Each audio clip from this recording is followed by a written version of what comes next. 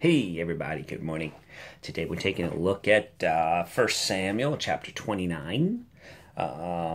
We got just a couple more to go in 1 Samuel in this cool little study. We'll be going straight into 2 Samuel as soon as we're done here. But chapter 29, we see that David is about to go out with the Philistines and fight against the Israelites. And David has found favor in the eyes of King Achish, who he has been aligned with in the land of the Philistines. But as they're getting ready to battle, the other princes that are in the Philistine camp, they see David and they say, "Hey, what are these Hebrews doing here?" And the king tells them, but the princes get a little worried. They're saying, "Hey, we're worried that even though King Saul does not favor him now, maybe in the heat of battle he will turn on us and he will kill us, and then he will find favor in the king's eyes." So they convince King Achish to go ahead and send David back, and they reject him. But King Achish has, in verse 9 is what we're going to talk about, he has these words to say to David. He says, "Then Achish answered and said to David, I know that you are as good in my sight as an angel of God. Nevertheless, the princes of the Philistines have said, he shall not go up with us to battle. But he said, I know that you are as good in my sight as an angel of God." You see, King David,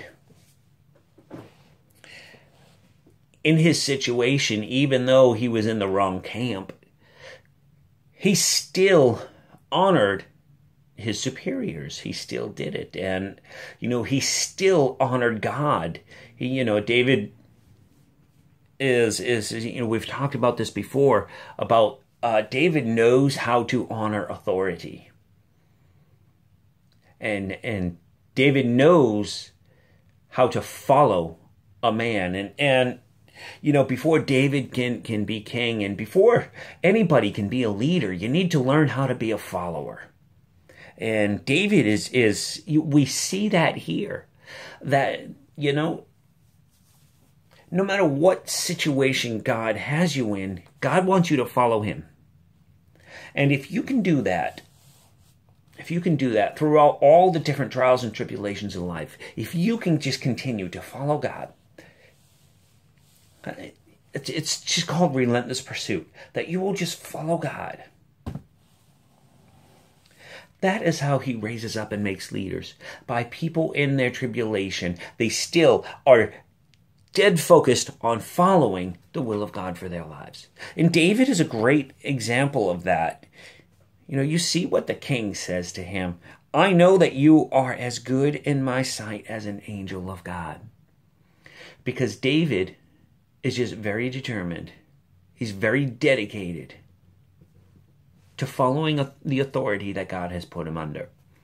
And for us, especially in our jobs, when we don't agree with our bosses and stuff like that, it makes it very difficult.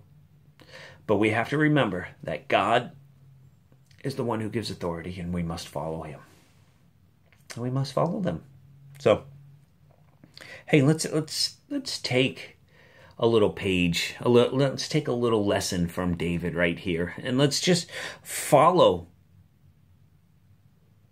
the people that the Lord has put us under. Let them say about us when we leave there, you were like an angel to me. That would be a wonderful thing. Tell me that's not glory to the one who created you and the one who put you there. Have a super day, guys. I love you all.